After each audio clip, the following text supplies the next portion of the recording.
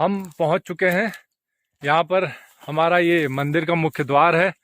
मुख्य द्वार को आप देख सकते हैं कत्यूरकालीन। तो अब हम मंदिर की तरफ को प्रस्थान करेंगे। तो जय नौलाकंठापुरी कत्यूरी देवताओं की जय। तो दोस्तों ये वो मुख्य रास्ता है। कत्यूरकालीन जो कोर्ट है यहाँ पर बनाया गया था मध्य भारत के समय में।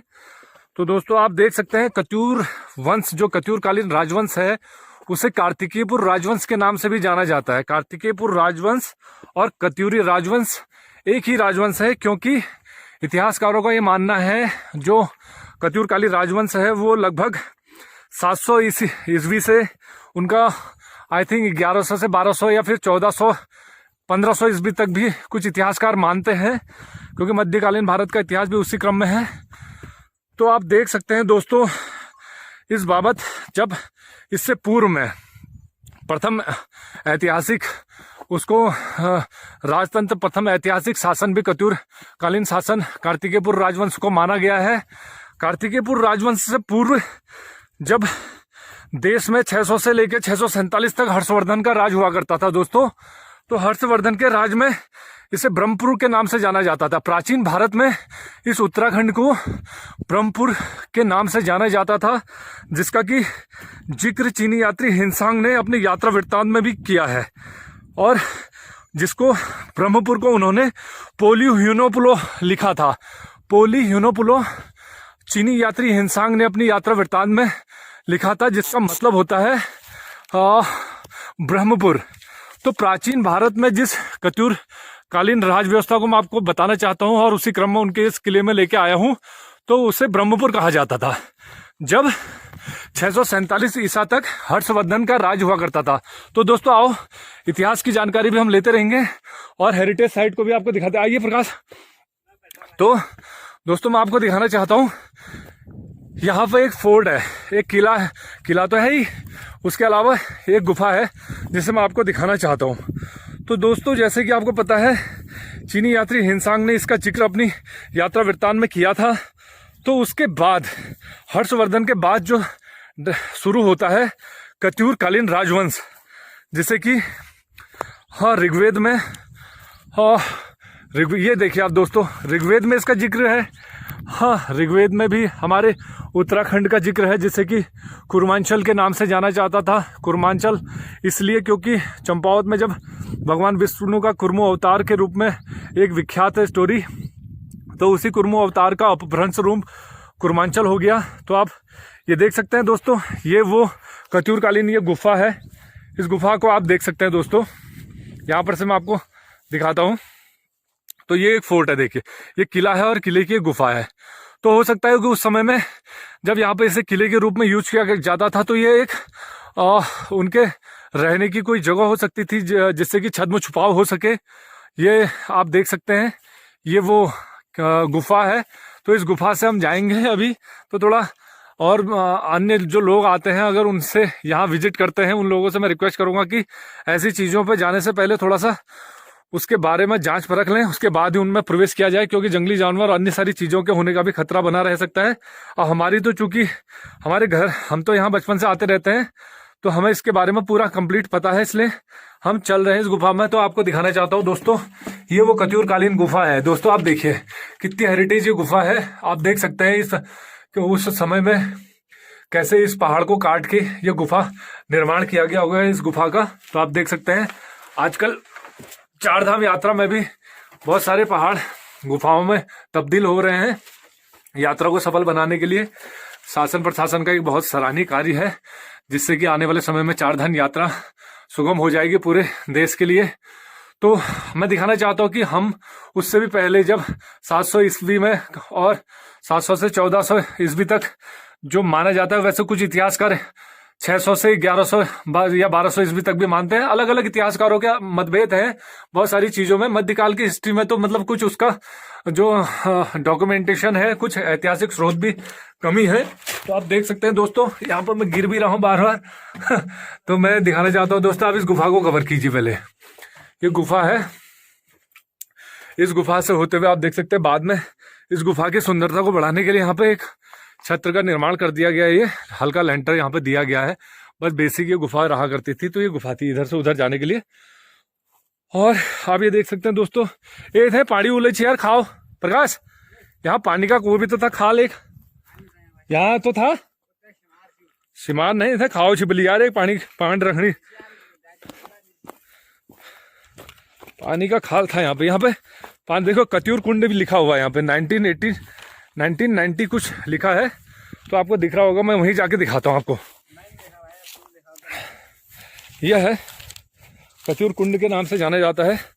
आप देख सकते हैं यहाँ पर हो सकता है कि सैनिकों के छिपने के लिए या फिर सैनिकों के पानी की व्यवस्था के लिए यहाँ पे जब रुकते होंगे तो इसे कत्यूर कुंड के नाम से जाना जाता है। यहाँ पे बाद में इसको मॉडिफाई कर दिया गया है, मगर पहले ये कुंड के रूप में हुआ करता होगा।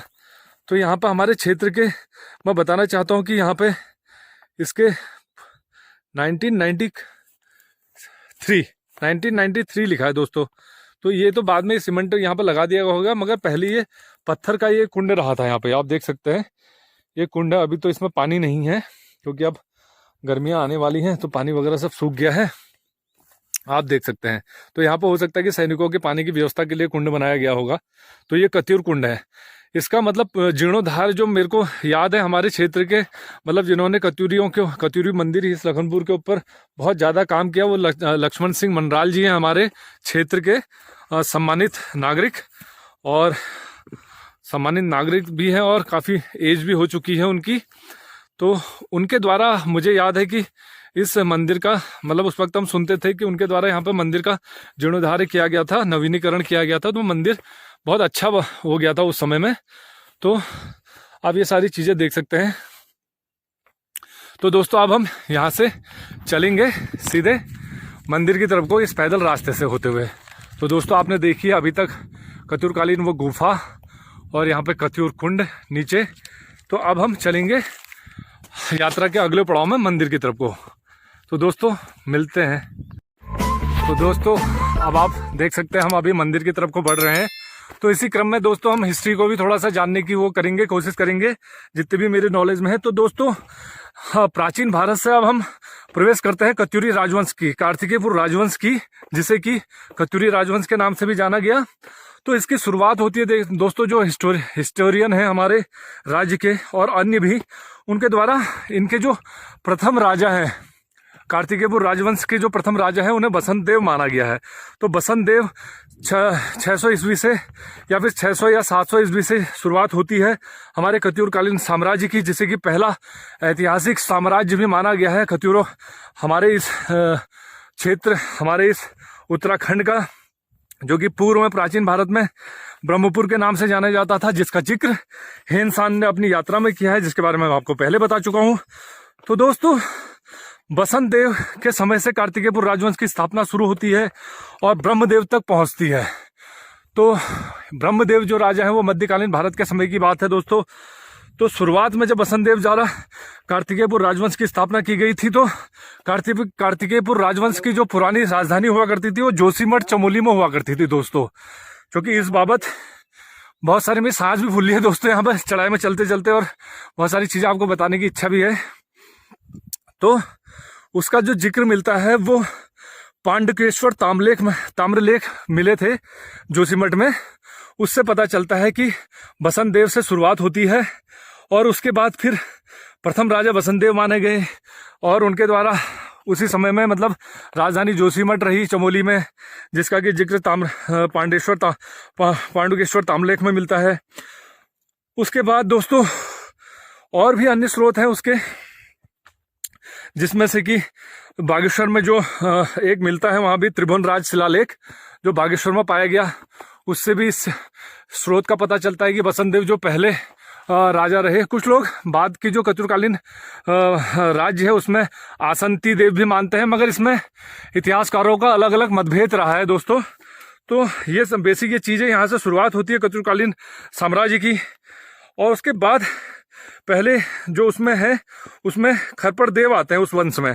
बसंत देव राजा से खरपड़ देव वंश की शुरुआत होती है दोस्तों। इनके पुत्र का नाम था कल्याण राजा। खरपड़ देव के पुत्र का नाम कल्याण राजा था। तो ये एक दूसरी पीढ़ी के राजा हैं दोस्तों, खरपड़ देव वंश दूसरी पीढ़ी के राजा हैं। और हवा चल रही है यार दोस्त अभी। हवा चलेगी यार। अब हम पहुंचने वाले हैं टॉप में, हम हवा चलेंगे। तो खरपड़ देव जो बसंत देव से शुरुआत होती है खरपड़ देव तक पहुंचती है। तो खरपड़ देव के समय में बंगाल पे जो था धर्मपाल का शासन था। एक राजा थे बंगाल के धर्मपाल।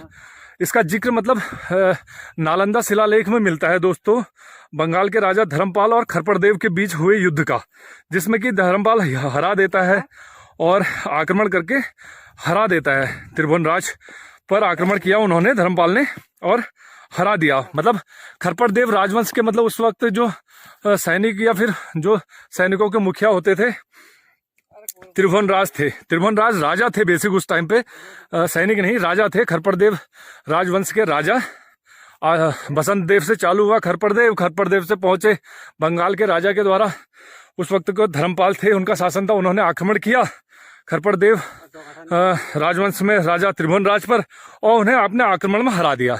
तो उस आक्रमण से हारने के बाद जो उस वक्त त्रिभुवनराज जो थे दोस्तों, त्रिभुवनराज जो राजा थे, उनके जो सैनिक हुआ करते थे, सैनिकों के जो मुखिया थे, सेनापति कह सकते हो आप उनको। तो दोस्तों हम रास्ते में चलते चलते हमने कहा हिस्ट्री भी आपके साथ शेयर करते रहेंगे। तो वो थे निम्बर वंश, निम्बर देव। तो निम्बर देव दोस्तों, निम्बर देव शुरुआत होती है यहाँ पे दूसरे राजवंश की, निम्बर देव की। तो निम्बर देव के नाम से फिर जाना गया दूसरा राजवंश, जो ये चल कत्यूर कालीन में ही रहा है। कत्यूर कालीन राजवंश ही चल रहा है, मगर अलग अलग समय में अलग अलग वंश बनते रहे नामों से। तो निम्बर वंश का भी मतलब जो ऐतिहासिक जो साक्ष्य हैं वो पांडुकेश्वर ताम्रलेख मिलता है दोस्तों जोशीमठ चमोली में। उसमें से इन चीज़ों का जिक्र आया है कि निम्बर देव शासन रहा खरपड़ देव के बाद, और जो डायनेस्टी है वो कार्तिकेयपुर और कत्यूरी राजवंश ही चल रही है।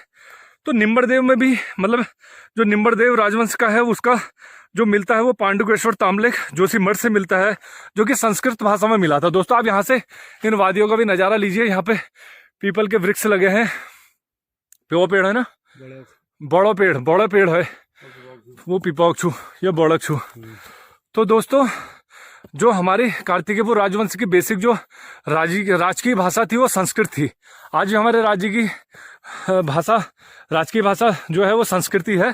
तो आप देख सकते हैं दोस्तों, अब हम फाइनली दोस्तों पहुंच गए हैं हाँ कत्यूर मंदिर लखनपुर कोर्ट में। तो दोस्तों आप देख सकते हैं हम यहाँ पहुंच चुके हैं और बड़ा अच्छा हमें लग रहा है यहाँ पे फाइनली इतनी लंबी यात्रा के बाद। तो दोस्तों मैं बता रहा था इसी क्रम में आपको, फिर इसके बाद निम्बर वंश के बाद इष्टगण आते हैं। इष्टगण जिसमें कि इष्टगण वंश आता है, जिसमें बहुत सारे राजा रहे, उसमें भी ललित देव, सूर और भूदेव और बहुत सारे रहे, जिसमें कि भूदेव द्वारा ही मतलब जो पूर्व में मैंने आपको बताया दोस्तों, ये आप देख सकते हैं। पहले आप मंदिर का वो कीजिए, फिर इतिहास को हम जानते रहेंगे इसी के साथ साथ। तो इसके अंदर दोस्तों जो जो चीज़ है वो बाहर ही लिखा है। स्वर्ग श्रेणी, मोटा उखल, भूमि देवी, यज्ञ देव और महादेव, सतीगण, ये भी लिखा है। शेषावतार, लक्ष्मण, स्वक्षण, नंदीगण, सरस्वती, बस तुलसी, शिव परिक्रमा, ये सारी चीज़ें मंदिर क्रम, देवस्थल, श्री गणेश, वेद व्यास, नैनिया, सूर्य, बजरंगबली, गायत्री, नवदुर्गा, नौला, कत्यूर, रामगंगा, श्री कृष्णाय, बहुत सारे मंदिर जो इसके अंदर हमें देखने को मिलेंगे दोस्तों। मगर मैं आज आपको बताना चाहता हूँ इस वीडियो के माध्यम से कि ये हमारा जो इतनी हिस्टोरिकल और ऐतिहासिक जो जगह है वो इसको देख रेख के अभाव में मतलब अपनी जो हिस्टोरिकल गरिमा है उसको थोड़ा सा यहाँ पे अभाव में है। ये अभी इसको लोगों को जानना चाहिए इसके बारे में, और इसके जीर्णोद्धार के बाबत कुछ ठोस कदम उठाना चाहिए क्षेत्र की जनता के द्वारा ही ना, कुछ समय निकाल के, क्योंकि ये सारी चीज़ें भविष्य में फिर हिस्ट्री बन जाएंगी। तो दोस्तों हम अब अंदर प्रवेश करेंगे पहले, फिर उसके बाद हिस्ट्री को कंटिन्यू करेंगे। दोस्तों हम निम्बर वंश को क्रॉस कर चुके हैं, निम्बर वंश के बाद इष्टगण आते हैं।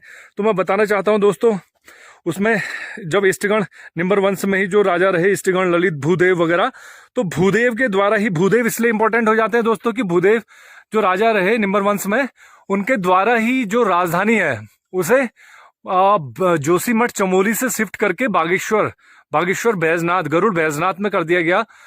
चूंकि कार्तिकेयपुर जो इसको कहा जाता है, इस डायनेस्टी साम्राज्य को कार्तिकेयपुर साम्राज्य भी कहा गया, उसके बाद कत्यूर साम्राज्य कहा गया। तो कार्तिकेयपुर बेसिक जो गरुड़ बागेश्वर में पड़ता है वहां शिफ्ट की गई भूदेव के द्वारा, ऐसा मतलब माना गया है। ऐसा इतिहासकारों के इस बाबत भी अलग अलग मत है। तो निम्बर वंश के अंतिम शासक द्वारा, जो कि भूदेव रहे, उनके द्वारा 1150 के लगभग समथिंग में मध्य भारत के समय में वहां शिफ्ट कर दिया गया दोस्तों। तो इसके बाद फिर एक और वंश आता है दोस्तों, इच्छरदेव वंश। इच्छरदेव वंश आता है, उसमें बहुत सारी चीजें, उसमें भी अन्य राजा रहे, देशन देव, पदम देव, सुभिक्षराव देव, जो कि वैसे इच्छरदेव वंश को इससे पहले के जितने भी राजवंश, मतलब इस कार्तिकेयपुर डायनेस्टी में जितने भी राजवंश रहे, उन्होंने अपने नाम से रखा था। मगर इच्छरदेव जी ने जो तीसरे क्रम में आए, उन्होंने अपने पिता के नाम पे इसका वंश का नाम रखा था, जो था कि सोड़ालादित्य वंश, सलोड़ादित्य वंश, सलोड़ादित्य वंश बोलते थे, सोड़ालादित्य नहीं, सलोड़ादित्य वंश अपने पिता के नाम पर उन्होंने रखा। तो इसमें बहुत सारे राजा इसमें भी रहे, देशन देव, पदम देव, सुभिक्षराज देव।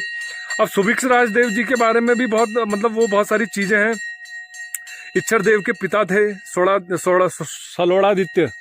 तो आप देख सकते हैं दोस्तों, अभी हम मंदिर में प्रवेश करेंगे और फिर हिस्ट्री के बाबत और बहुत सारी चीजें आज जानने को मिलेंगी दोस्तों। तो कंटिन्यू करते हैं वीडियो को और हम मंदिर के अंदर प्रवेश करते हैं दोस्तों। तो दोस्तों, जैसा कि आप देख सकते हैं, फाइनली हम पहुंच चुके हैं मंदिर परिसर के अंदर। आप इस परिसर का व्यू देख सकते हैं दोस्तों, बहुत अच्छा यहाँ पे मन हमारा हो रहा है, अभी बहुत आनंदित है मन। तो आप देख सकते हैं दोस्तों, शुरुआत यहाँ पर होती है, ये मुख्य द्वार है, 1993 लिखा हुआ है, जो मतलब ये समय रहा है इसके जीर्णोद्धार का। मंदिर तो इससे पूर्व से ही है, कत्यूरकालीन साम्राज्य से ही उस समय में इसका जीर्णोद्धार हुआ है, तब ये सारी चीजें यहाँ पर हुई हैं। ये गेट बने हैं और ये आई थिंक ये स्वर्ग श्रेणी यही है, ये जो स्वर्ग श्रेणी के नाम से है वो ये है। और यहाँ पे ओखल है, ये ओखल, यहाँ पे धान कूटा जाता है, धान कूटने को शुभ माना जाता है। यहाँ पे ओखली है, ये आप देख सकते हैं, ये भी बहुत प्राचीन ओखली है।